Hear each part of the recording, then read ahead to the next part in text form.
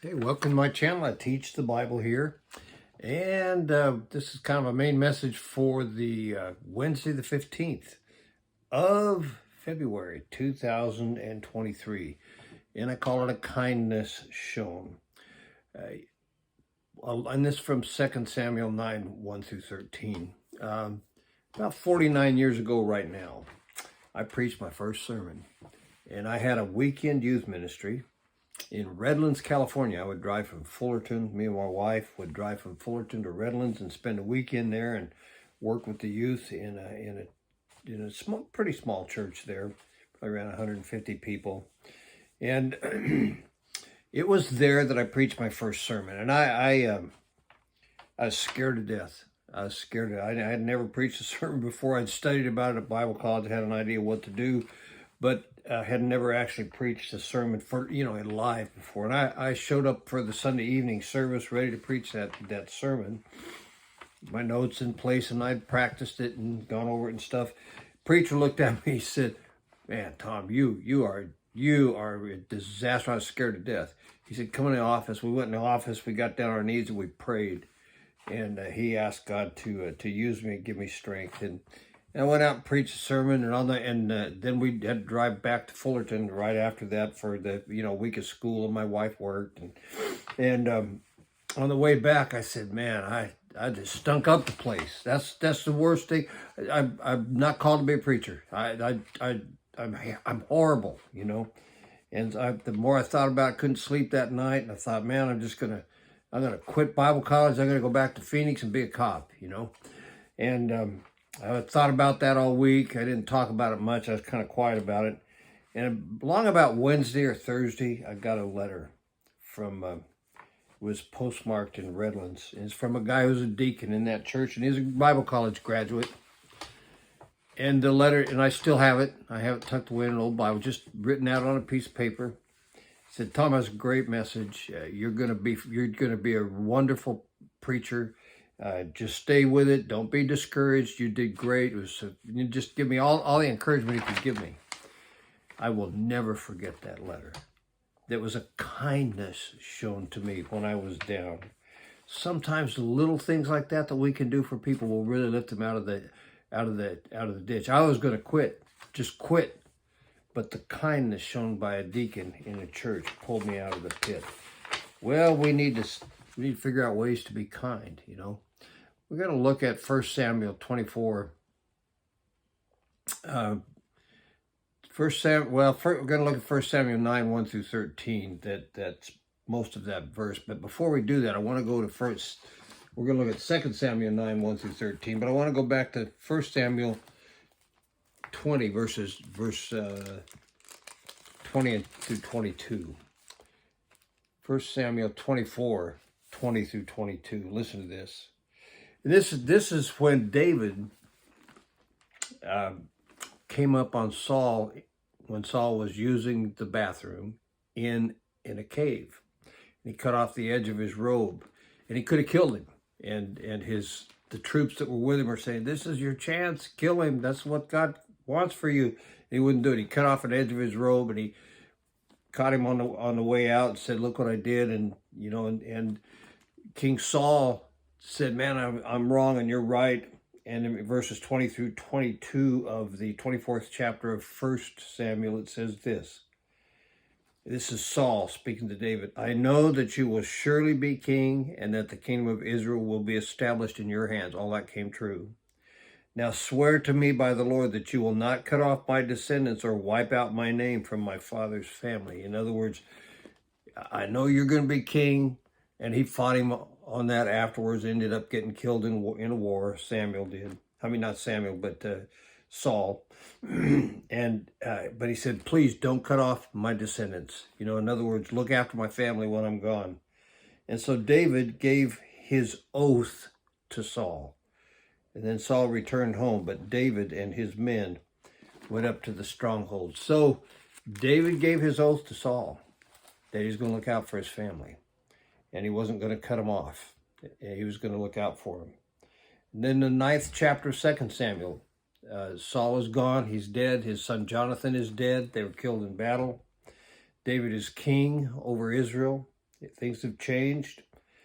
And I think David was thinking about that oath that he gave. In chapter 9 of 2 Samuel, starting at verse 1, David asked, "Is there anyone still left of the house of Saul to whom I may show kindness for Jonathan's sake?" He and Jonathan were very good friends. They loved each other as friends. And he's saying, "Is there anyone left of Jonathan's household?" Jonathan was King Saul's son. And he says, "Is there anyone that I can show kindness to?" Now there was a servant of Saul's household named Ziba. They called him to appear before David, and the king said to him, "Are you Ziba?" "Your servant," he replied. The king asked, "Is there no one still left of the house of Saul to whom I can show God's kindness?" Ziba answered the king, "There is still a son of Jonathan. He is crippled in both feet." Where is he?" the king asked. Ziba answered, "He is at the house of Machir, son of Amiel, in Lo-debar." Then King David had him brought from Lo-debar, from the house of Machir, son of Amiel. When Mephibosheth, that's the guy's name, son of Jonathan, when Mephibosheth, the son of Jonathan, the son of Saul, in other words, Mephibosheth, hard to say that name, was Saul's grandson, came to David, he bowed down to pay him honor. Now, he's probably thinking, now this dude is going to kill the rest of Saul's family, that's me, so that he can be established as king. David said this, just said his name. David said, "Mephibosheth." "Your servant," he replied. Then he said this, "Don't be afraid," David said to him, "for I will surely show you kindness for the sake of your father Jonathan. I will restore to you all the land that belonged to your grandfather Saul, and you will always eat at my table." In other words, he's saying all the wealth that belonged to Saul is going to be yours. All the land he had, all the wealth he had, I'm going to make sure it's yours. And I'm the king, and I can do that. And you're going to live with me, and you're going to eat at my table. I'm going to take care of you. Mephibosheth bowed down and said, "What is your servant that you should notice a dead dog like me?" He's crippled in both feet. And he considered himself a dead dog. He said, not just a dog, a dead dog, okay? You know, why would you notice a dead dog like me? The reason he noticed him is because he was the only person left of Saul's household to whom he could honor his oath. And he was just trying to do a kindness to him. Then the king summoned Ziba, Saul's servant, and said to him, "I have given your master's grandson everything that belonged to Saul and his family. You and your sons and your servants are to farm the land for him and bring in the crops so that your master's grandson will be provided for." In other words, he's making sure that the land will be farmed, they'll bring in the crops, they'll get money for him or whatever, and he's going to make sure that Mephibosheth is taken care of. "And Mephibosheth, grandson of your master, will always eat at my table." Now Ziba had 15 sons and 20 servants.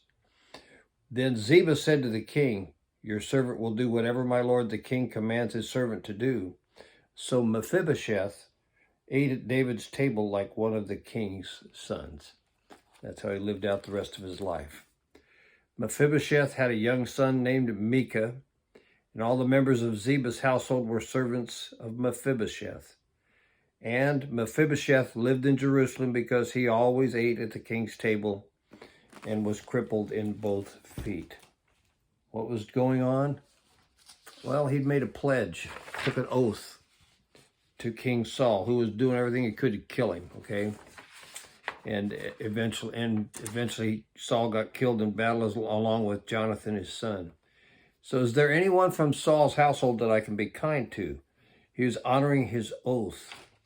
And three things. He found Mephibosheth, the grandson of Saul, the son of Jonathan. He found him. Secondly, he restored Saul's land to him, had it all farmed so that it would produce and take care of Mephibosheth for the rest of his life.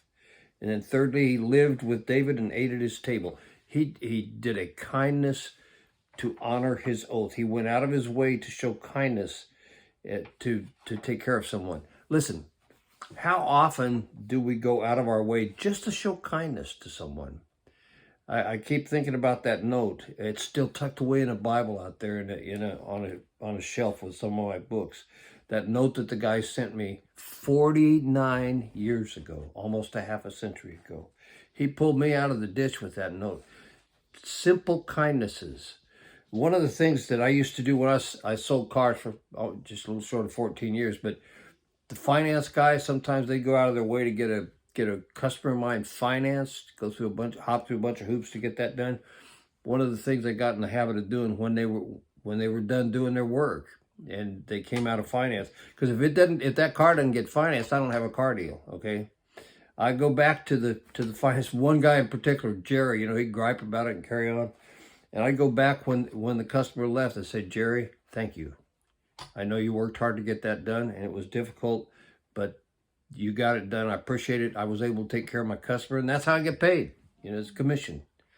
And I go back and thank him. Listen, when someone does something nice for you, thank him.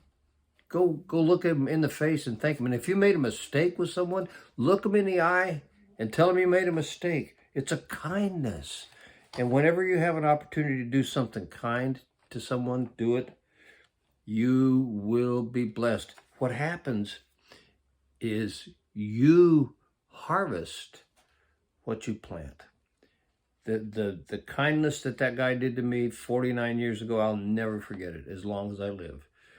We need to treat each other that way. Hope you will subscribe to my channel, hit the bell, make comments, help me get this Bible teaching out to others.